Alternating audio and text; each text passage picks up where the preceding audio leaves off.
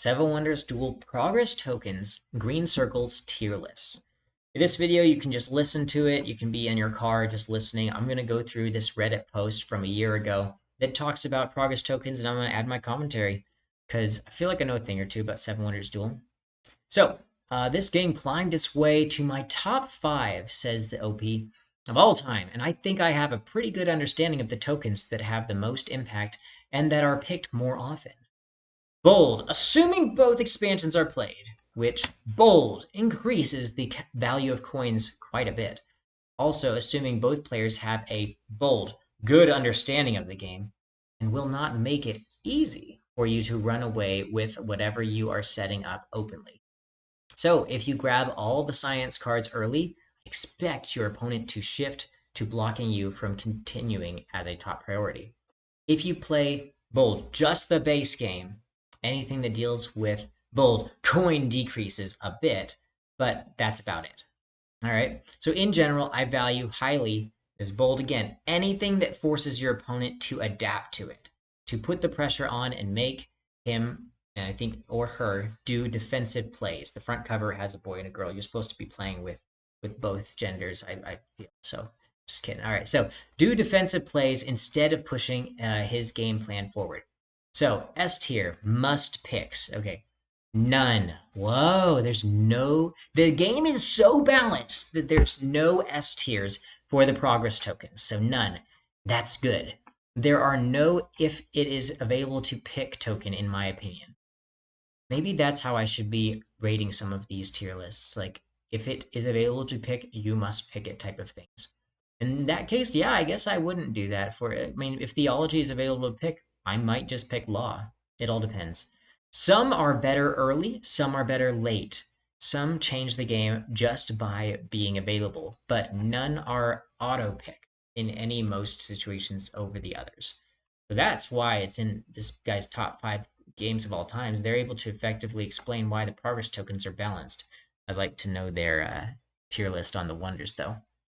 All right, so A tier, very common pick and high impact. Do they pick the strategy, law, and theology triple? Let's see. A tier, strategy. Yes, yes. This one took me a while to realize how big of a deal it is once you pick it. If you are behind, it allows you to get back to even and win by military. And if you are ahead or just even, your opponent has to basically throw himself at every red card and waste his play against wonders to make sure he doesn't reveal one on your turn. Yeah, strategy is great. Economy. Coins spent for resources go to you. Yep. If you have a strong resource economy, this will hamstring your opponent pretty hard. You might even consider picking it if it would be too good for your opponent. But if resources are somewhat even and you or him have yellow resources, it is often ignored. That's an A tier? Okay, okay. Right up next to strategy, really. Okay. Law. Just having this is game changing. But it does not mean it will be good, just that you have to be cautious. Science victory is significantly more likely by having this available, to the point that I might have never seen a science victory without it.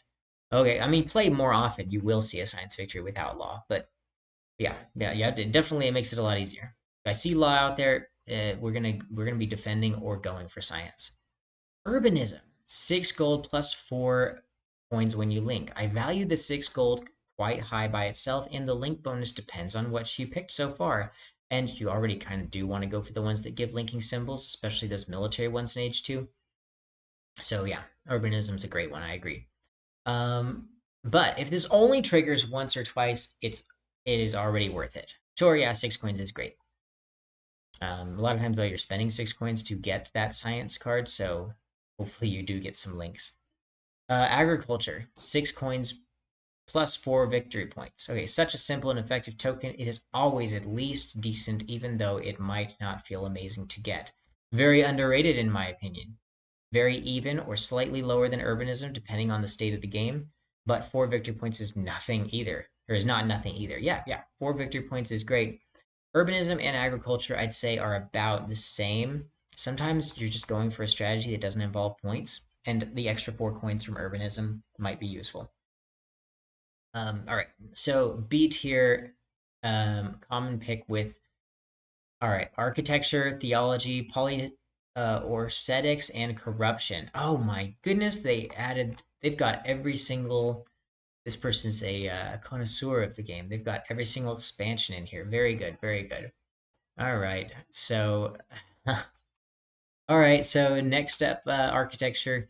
Yeah, they said the two free resources could allow you to make sure to complete your fourth wonder before your opponent, which is usually great, or be able to counter missing gray resources you need, but only good if you picked very early. Okay, they like architecture. They're putting it in the B tier. Theology, they put in the B tier. There may be some problems with this. Okay, so all your wonders are play again.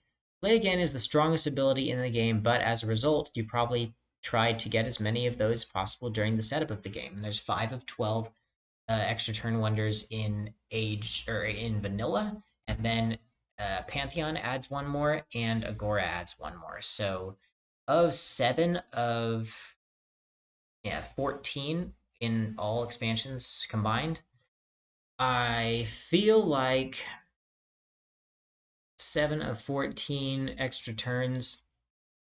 Yeah, you might be grabbing a bunch of extra turns throughout the game. That's about half, right? 7 of 14. Wow, they really thought that out. So half of them are extra turns, half of them are not extra turns. So, um, yeah. So if have um, you have one wonder without it, I would take it. Two, maybe, but if I have 3 to 4, it's probably the best token in the game, but that rarely happens. I think this player is not thinking about what their opponent is able to do. If you have 3 extra turns and one not extra turn, say it's Pyramids or Great Lighthouse, one of the weaker ones, then your opponent probably has some like Colossus and Circus Maximus and some of the more stronger ones that could be useful for extra turns. And if you've got 3, your opponent might have 2 or even 1. And so you have to count all of the not extra turn wonders, all of the ones that don't give extra turns in both yours and your opponent's arsenal. And at that point, if you're bumping it up a tier list for of this B tier, C tier, A tier, if you're bumping it up, like say it starts from D tier and every single wonder bumps it up one more tier, that is a not extra turn, you're going to get to A tier or S tier pretty quickly. Because yeah, if you've got 2 wonders that give extra turns, your opponent has 2 wonders that give extra turns, that's 4 bumps, like D tier to C to B to A to S very quickly with only uh, 4 extra turns. What I just did was called pseudo math. I just made up some math, and that's how I'm mathing. Next up, polyceretics. Remove a coin when you move on the military. Yeah, removing coins is a rare thing when in the game, especially when you add Agora. So that is exciting to remove coins, but 1 coin? That's really very, very ineffective. What if your opponent has no coins? It's cool when your opponent has exactly 1 coin and you remove it, but my goodness, like, yeah. Coins are good, and if you are already planning to push military, this can really force your opponent into getting red cards in a similar way, but not as effective a strategy. I like the power. I think it should remove 2 coins personally, but yeah, it's a D tier in my opinion. Corruption. Senators are free. Pretty solid, honestly, and makes you a legit threat for a science or Senate victory. Though this is probably the rarest victory condition, this is still a threat your opponent cannot easily or ignore easily. This is very good if you already have a couple of senators and blue cards in the first age. Okay, yeah, I would put that up a bit. I'd put that at A tier. Corruption is very powerful. C tier, masonry and philosophy. So 2 resources for blue cards. It is fine, they say. If nothing else, it's significantly better, and you have low resources and are confident at this point victory points are worth taking, aka going to be a victory condition. It will help, just not very much. Yeah, okay, architecture is multiple ways to win, theology, multiple ways to win, polyceretics, multiple ways to win, corruption, multiple ways to win. Looks like this guy's right. Masonry is just only going for points. They also philosophy, they also put this in C tier only for points. Pick this if nothing is better and you are confident it will end in victory points. That is about it. Simple. It doesn't help you during the game at all. I try to avoid it unless it is a super late pick. Okay, so this player probably doesn't like to end the game in points, but they have done it in the past.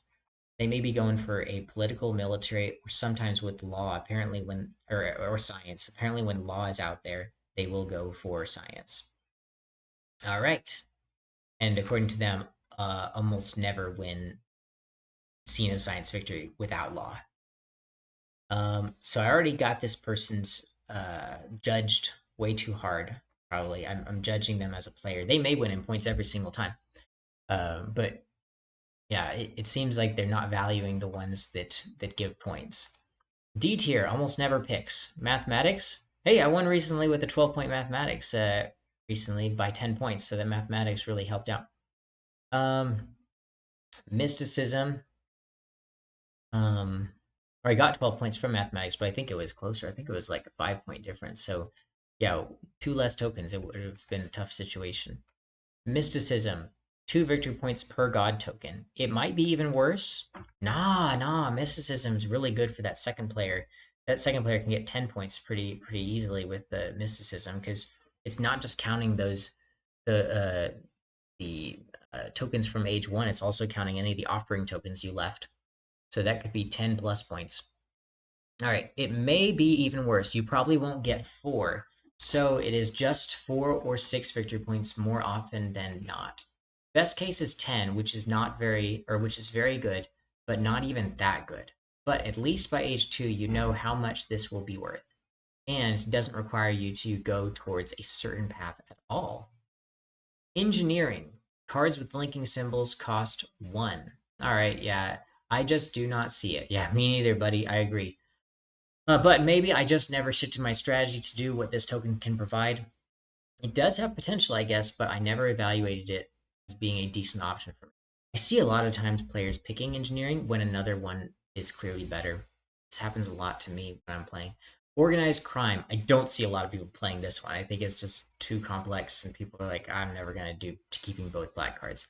I actually took this one a couple of times because it looks good and it never gave me any value. Yeah, because you're keeping both a good one and a bad one from your picks. You're not going to grab 2 good ones usually. So it's very random, of course, but the treason cards, they call them treason cards? Okay. Yeah. The treason cards are very situational by themselves, and my experience is that at least one of the 2 cards you draw would not be worth activating, sometimes both. Yeah, and you have to take a card to activate it, right? I mean, unless you're going to use Curia Julia and then Anubis Curia Julia and do it again. That would be a cool strategy with organized crime. But still, you're going to spend so much resources in with doing that. I don't know. All right, so you may roll high and get 2 useful cards, but my experience so far is that it's not worth the risk roll. Yeah, I think you might go for organized crime if you had Courage, Julia, potentially. Okay. And any other token would have been better. Yep, that's true. I feel. What do you think about those rankings? So I've said what I feel. Now we're going to read some of the top comments real quickly for this and end the video. Thanks for watching so far. That was his long post, and now this person's saying, not a bad tier list, but while Seven Wonders Duel is far from being solved, it's also kind of a game that is on BGA and where the 2 top players, Frankenstein and Silent Protest, or Tony97, are at the top of the leaderboard for a very long time, and they both agree on almost everything on Frankenstein's tier list, so it's fairly safe to say that his tier list is probably more accurate than yours, buddy. Just kidding. They just say very accurate. They weren't that mean. Anyway, link to the tier list so you can check it out yourself. Okay. Again, your tier list isn't bad per se, but for example, at a high level, you simply will almost never pick something like agriculture over strategy in age 2. That's true. You're not going to pick agriculture over strategy.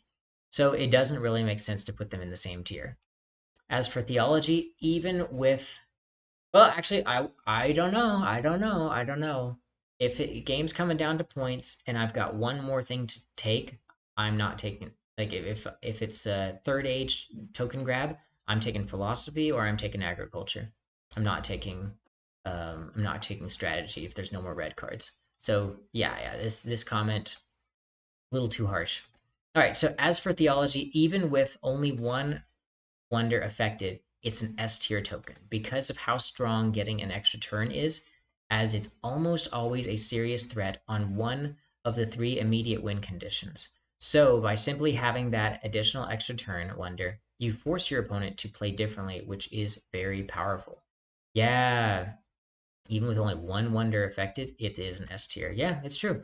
Because getting that extra turn is very powerful. Plus, a lot of those extra wonders that don't have extra turns already provide you with some really cool abilities, like getting progress tokens or taken from the discard pile.